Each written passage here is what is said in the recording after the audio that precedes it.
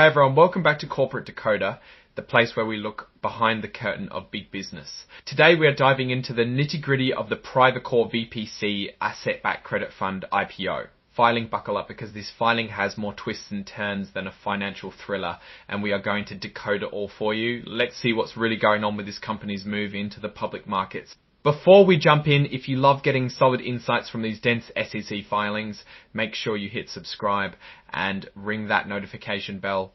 We actually have a Discord community linked in the description below where we break down these reports even further, so consider joining that too. Alright, so what we have here is a registration statement filed with the Securities and Exchange Commission back in August of 2025. This document tells us exactly what a company plans to offer to the public and how it plans to operate. It's like the ultimate company rulebook before they start selling shares. Privacore VPC asset-backed credit fund is an interval fund, and what that means is that it's a bit like a closed-end fund but with a twist. Instead of being stuck forever like most closed-end funds, you can ask the company to buy back your shares periodically, usually every 3 months, but here's the catch: they only have to buy back a small portion of what's available, between 5 and 25%. So if a lot of people want to sell, you might not get all your money back right away. This makes it a bit of a gamble if you really need your cash quickly. It's definitely not for people who need their money on a daily basis.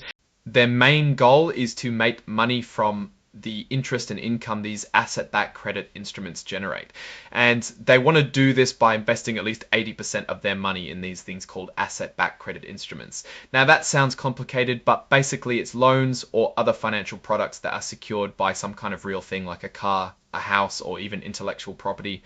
They're looking for investments that pay off from ongoing cash flows like interest payments or fees, and interest payments or fees. The fund is offering different classes of shares, Class S, Class D, and Class I. Each class comes with its own set of fees and expenses. So before you invest, you really need to know which class makes sense for you. Class I shares seem to be for the big players with a minimum investment of $1 million, while Class S and D are more accessible, but come with sales charges. Let's talk money right away. With Class S shares, you might pay up to a 3.5% sales charge. That means if you invest $1,000, about $35 goes to sales fees before your money even starts working for you. Class D shares have a smaller sales charge of up to a 1.5%, and Class I shares have no sales charge. But remember, those minimums are pretty high. When you add up all the fees the fund charges annually, like management fees, incentive fees, service fees, and other operating costs, you can see how expensive this can get. For Class S shares, after all the discounts are applied, you're still looking at about 3.5% in fees every single year. That's a significant chunk of your investment just going to keep the fund running. For Class D shares, it's around 2.9%, and for Class I shares, it's about 2.65%. These numbers are really important because they directly eat into your returns. Think of it this way: if the fund makes 5% and you're paying 3.5% in fees, you're only really making 1.5% before any losses. The company itself highlights its experienced team that has worked together for a long time. They also emphasize their strong network and a rigorous process for buying and managing investments. They believe their structured approach to risk management gives them an edge. When they talk about how they invest, they mention things like senior asset-backed credit and stretch. Senior asset-backed credit, these are basically types of loans where they are the primary lender or have a very strong claim on the assets if something goes wrong. They're aiming for income and growth by taking calculated risks. Remember that interval fund structure. We've already talked about how this limits your ability to sell your shares on demand, and this is a big deal for investors. They want to make sure you understand that you might not be able to get your money out quickly if you need to. Here's a crucial point: the fund itself is brand new. It was only formed in April of 2025. This means there's no track record, no history to look back on. You're essentially betting on the team and their strategy from day one. This is a high-risk proposition because there's no guarantee they'll succeed. Now let's touch on the risks, which are extensive and frankly a bit scary. They highlight legal, tax, and regulatory risks. This means changes in laws or how they are enforced could hurt the fund big time. They also mention cybersecurity risks, which is pretty standard these days, but in this space it means financial data and customer information could be at risk. The fund is managed by a board of trustees who oversee the whole operation.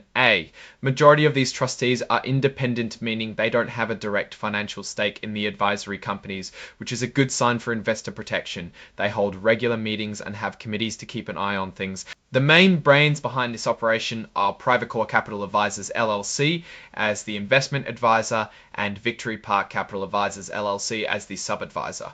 They are responsible for all the investment decisions and managing the fund's money. The sub-advisor Victory Park Capital Advisors has a pretty solid track record managing over $10 billion across more than 200 investments. This suggests experience, but remember the fund itself is new. This is interesting. The sub-advisor has put up all the initial money for the fund. That's a show of confidence, but it also means they have a huge stake and control initially. And speaking of control, Victory Park Capital Advisors LLC owns 100% of the Class I shares initially.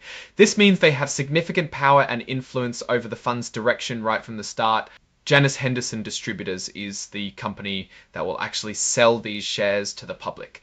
The whole process of getting these shares into your hands involves a network of distributors and financial intermediaries. This is a big one. They plan to invest in what are called below investment grade securities, also known as junk bonds. These are basically loans to companies that are considered riskier, so they're not just investing in safe bets, they're actively seeking out higher risk investments for potentially higher returns, but of course higher risk means higher chance of losing money. When we look at these numbers, what does it all mean?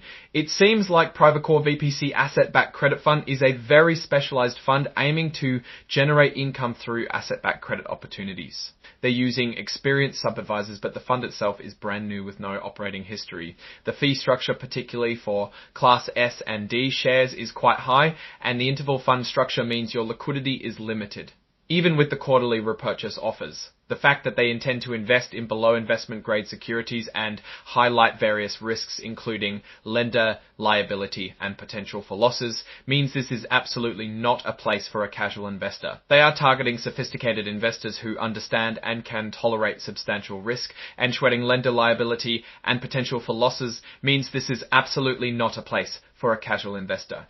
They are targeting sophisticated investors who understand and can tolerate substantial risk.